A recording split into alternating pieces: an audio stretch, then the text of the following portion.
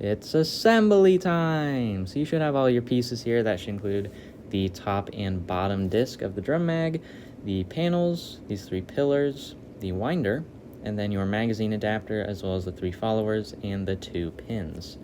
So if you got all of that, let's get started.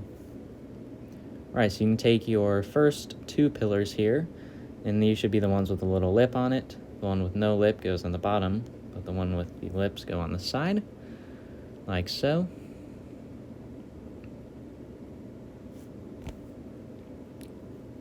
And then the one without the lip goes on the bottom. And this makes it so you can attach your second disc, basically sandwich it together. Then you can take your winder and pop it right where the rubber band mechanism, I should say, is. You can see you can turn it with the winder.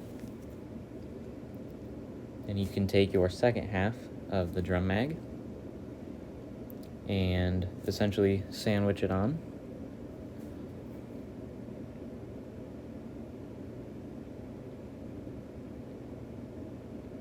If you're having trouble, make sure that this piece is in line with the track on both sides, because that can sometimes hold it up from connecting all the way.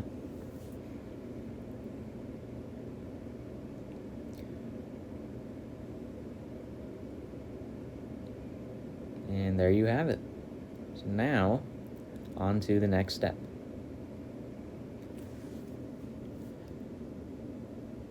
Alright, so if we take all of the panel pieces, you can see the ones with the 2 sections will go on both sides on the top, and then the ones with just the 1 section will go on the bottom. Alright, so once you've gotten that, you can see you can take the smaller panels and put them on either side of the 3 pillars, like so. And then just do that all the way around. Now to the final step. Alright, so now we can put on the magazine adapter, which is this guy right here. But before we can do that, it is helpful to put 2 of the 3 follower pieces. So just drop them down in there.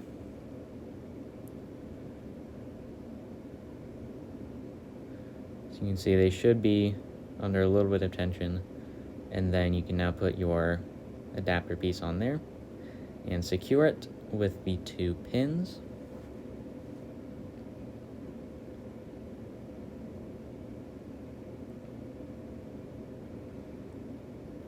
And then you can now drop your final follower piece right down there.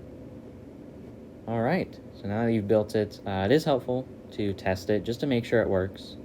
So you can see, just test it with the winder, make sure it's all smooth.